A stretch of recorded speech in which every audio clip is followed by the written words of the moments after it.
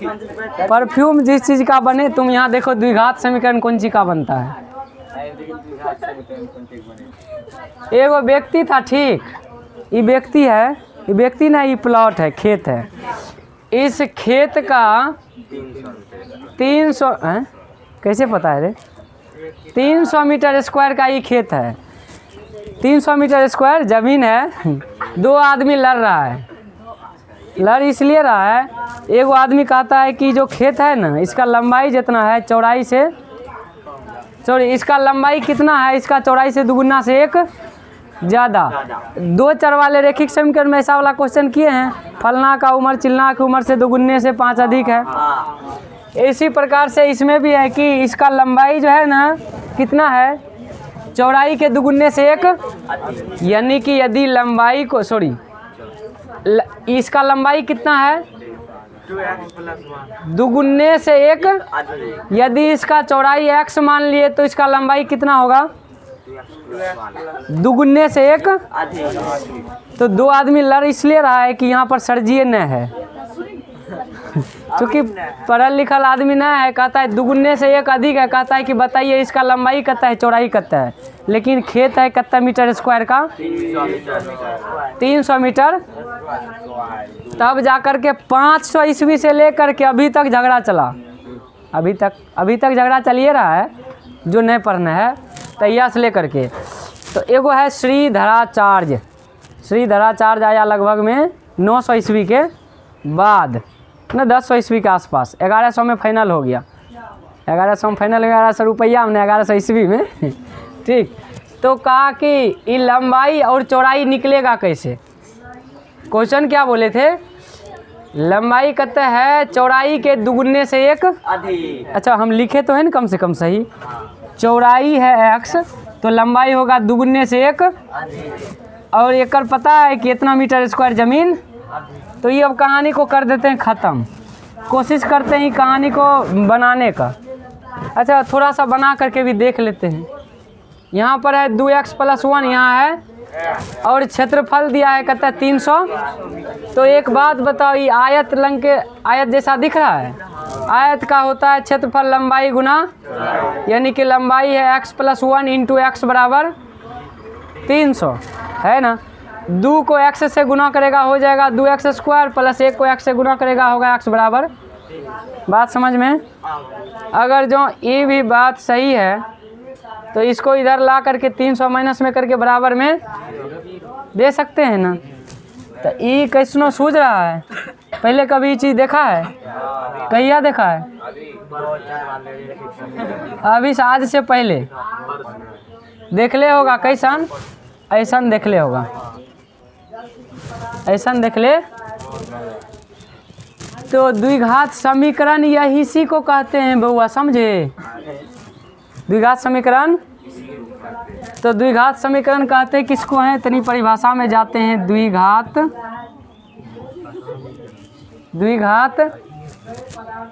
समीकरण किसे कहते हैं, तुम लगा लेना किसे कहते हैं।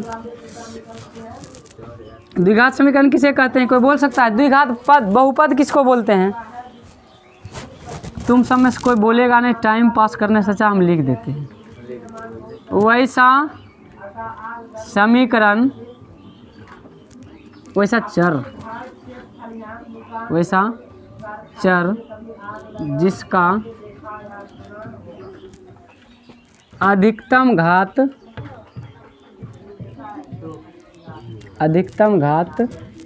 2 हो द्विघात समीकरण चमकता है, द्विघात समीकरण कहते हैं। जैसे ही झगड़े को ले लेते हैं 2x² + x - 300 बराबर में अधिकतम घात करते पावर 2। ठीक है बेटा, एगो बात हम तुम लोग से पूछते हैं, 2x पर पावर 3 + 2x² + 3x + 4 बराबर में, बताओ द्विघात समीकरण है ही, दिख नहीं रहा है यहाँ, द्विघात समीकरण नहीं है, तीन योग श्रम नहीं है।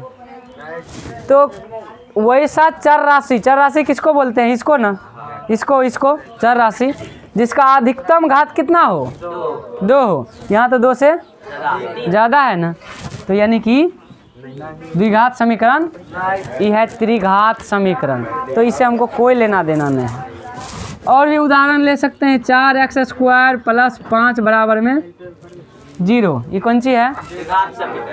तो एक बात बताओ, द्विघात समीकरण का भी कुछ रूपरेखा होगा ना, काला गोरा उजला टेढ़ा लेगड़ा लुल्ला, तो इसका भी रूप चलता है। ठीक ऐसा रूप चलता है। इसको अचर पद x² + bx + c बराबर में 0, ये हो गया तुम्हारा द्विघात समीकरण का रूप। ये हो गया द्विघात समीकरण का व्यापक रूप। द्विघात समीकरण का व्यापक रूप। द्विघात समीकरण कभी भी होगा तो कैसा होगा? ax² + bx + c बराबर में 0 है तो समीकरण है, 0 नहीं है तो बहुपद है। बराबर में 0 है तो समीकरण, 0 नहीं है तो बहुपद। अब बात को ध्यान से समझो। यदि मान लिया जाए हम ax² ऐसा करके लिखे, ए जगह पर तो लिखो, मान लिया जाए 4x² + 5 लिख दिए, तो ये तो है कि ए तो है, x वाला कहाँ है? बराबर में 0 भी दे देते हैं। c है, ए है और c है, तो इसको द्विघात समीकरण नहीं बोलना चाहिए। हाँ क्या? क्योंकि उसका रूप तो ऐसने होता है, ऐसा रूप है तुमको दिखता नहीं, आनर है। 4x² देखो अभी दिखाते हैं, 0x + 5 बराबर 0 की लिखने में कोई दिक्कत है कि? फिर इसको हम बदल देंगे। देखो 4x² + 0 × x, कुछ नहीं, 0 लिखने का कोई फायदा नहीं है। +5 बराबर, दोनों चीज़ बराबर है ना, यानी कि इस बात को ऐसे लिख सकते हैं। तो इसमें भी आया 0, यानी कि भी 0 हो सकता है। लेकिन एक बात और,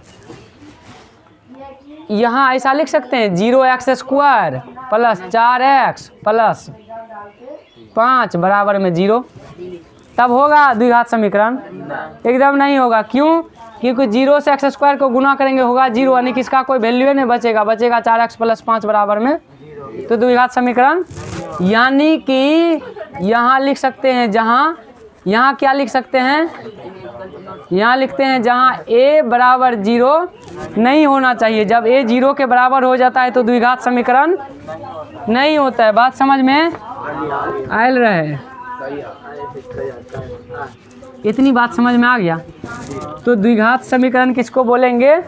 a बराबर 0 नहीं होना चाहिए, और किस रूप का? ax² + bx + c बराबर। अब बात को ध्यान से समझो। अब हम द्विघात समीकरण समझ गए क्या है, तो इस चैप्टर में पूरा में हम पढ़ेंगे क्या, थोड़ा सा हम समरी दे देते हैं। पढ़ने वाले क्या हैं? पहला हम पढ़ लिए कि द्विघात समीकरण है क्या, द्विघात समीकरण। अच्छा यहाँ लिख देते हैं कि सारांश। थोड़ा समरी देख लेते। द्विघात समीकरण पढ़ेंगे क्या है, देख लिए जो चीज़। अब देखेंगे, रे लड़का गप करता है ना तो चल जाओ रोड पर बैठ के गप करना। दूसरा टॉपिक आएगा द्विघात समीकरण के हल। द्विघात समीकरण के ना बोले एक आध गो आदमी झगड़ा जो कर रहा था, वो हल करना नहीं जानता है, ये जान गया द्विघात समीकरण है। द्विघात समीकरण ला के छोड़ दिए थे ना यहाँ पर, ऐसा वाला। द्विघात समीकरण का हल करने का 2-3 तरीका है यहाँ पर। पहला तरीका हम बताते नहीं, सिर्फ बोल देते हैं। पहला होगा गुणनखंड विधि से, जो कि नम्मा में सीखे हैं, गुणनखंड विधि से। ये क्या होता है? बीच वाला को तोड़ करके बनाते हैं, इस दोनों का गुना करते हैं, बीच वाला पुराते हैं। सुन बनाया है कहियो? हाँ, तो वो है गुणनखंड विधि। फिर दूसरा बनाएंगे, दूसरा होगा सूत्र से ना, इसको कहते हैं पूर्ण वर्ग विधि। ठीक, पूर्ण वर्ग विधि। होता क्या है, जब एक ठो कोई बना देता है ना, नवाबी झाड़ने के लिए एक और वैज्ञानिक चल आता है, कहता है एकरो तरीका से बना सकते हैं, थोड़ा सा इंडियन आदमी यही नहीं चाइना वाला आदमी वही करता है, खाली कॉपी करता है। फिर सी, फिर पढ़ेंगे सूत्र से। फिर क्या पढ़ेंगे? सूत्र से। ठीक, क्या पढ़ेंगे? पहले द्विघात समीकरण क्या है जो पढ़ लिए, द्विघात समीकरण पढ़ेंगे। द्विघात समीकरण हल करने गुणनखंड विधि से, पूर्ण वर्ग विधि और सूत्र से। इसके बाद पढ़ेंगे 3 में इसकी प्रकृति, द्विघात समीकरण के मूल की प्रकृति। अच्छा समझो बात को, मूल किसको बोलते हैं? इसका ना हल करेंगे तो कुछ तो आंसर निकलेगा ना। जैसे मान लीजिए लंबाई चौड़ाई जो आयत लिए थे ऐसे करके 2x + 1 और x, तो कुछ तो लंबाई कुछ तो चौड़ाई, कुछ लंबाई कुछ तो चौड़ाई निकलेगा ना। तो ये जो लंबाई और चौड़ाई जो निकलेगा ना उसको बोलते हैं द्विघात समीकरण के रूप में मूल। ठीक, क्या बोलते हैं? 2 मूल निकलता है, द्विघात समीकरण है इसलिए इसका 2 मूल निकलेगा। जैसे x + 4 = 0, तो इसका कितना मूल? मारेंगे न देह तोड़ देंगे। ये क्या गुण होगा रे?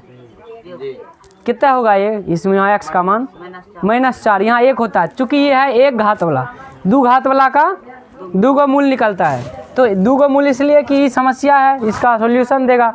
इसमें इस प्रकार के ग्राफी में 2 मूल निकलेगा तभी आंसर होगा, क्योंकि लंबाई भी होगा चौड़ाई भी होगा। बात समझ में? तो तेसर में देखेंगे द्विघात समीकरण के मूल की प्रकृति, माने कि उसका जो मूल निकलेगा उसका नेचर की होगा, किस नेचर का होगा। बात समझ में? तो ये पूरा चैप्टर में इतने बात समझेंगे। अभी जो है ना ज़्यादातर बस है यही तीनों बातें, देखते देखते से हो जाएगा समय ख़त्म।